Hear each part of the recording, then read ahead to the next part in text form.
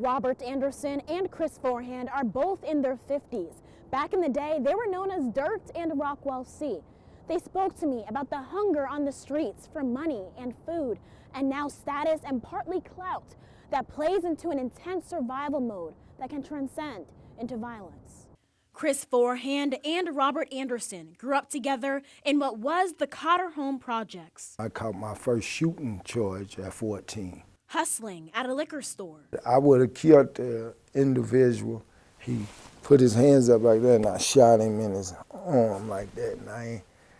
And I ain't think about none of this at all growing up. Before his first taste of selling dope, Anderson's mother died in a fire, bumping him to head of household as a child.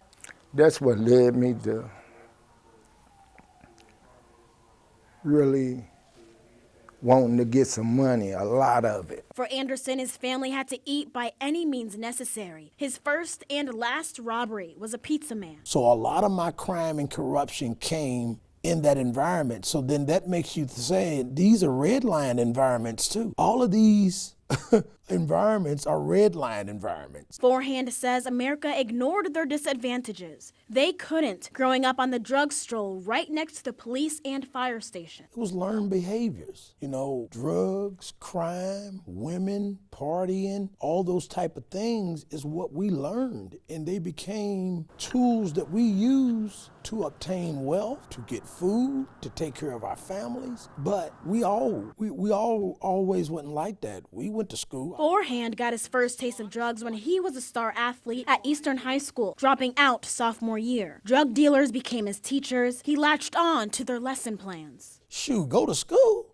He made $50,000 last month. Why should I go to school? The cycle continued. Forehand and Anderson became OGs, role models, gaining street cred, criminal records, and a competition between the two. They both shot and were shot at multiple times and ended up pointing barrels at each other. We got into a beef, a shootout, a fight that turned into a shootout. He ended up shooting me. 6 years later, both were in prison for trafficking and possession of drugs. Forehand got out after 13 years. And then I'm the first person in the state of Kentucky under the strict federal guidelines to receive a life sentence. Anderson got a second chance when President Barack Obama pardoned him after 23 years. A third chance when the man he pointed a gun at pointed him in the direction of a new life and career. You ain't gonna be able to save everybody. So don't show me what you know.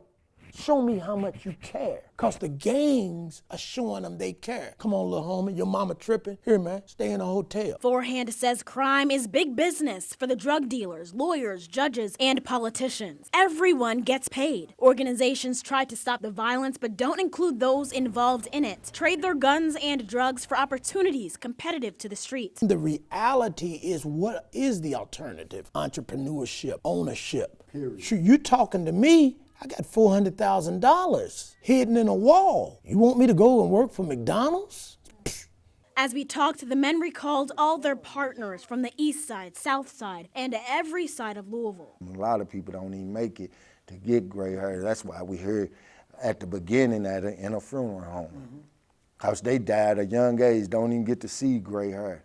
Don't got a clue. Anderson and Forehand both have their own organizations now. Real Men Stepping Out Against Violence and We All Kinfolk Incorporated. They hand over the same opportunities that were given to them for a safer life to others. Reporting in Louisville, Phylicia Ashley, Wave 3 News.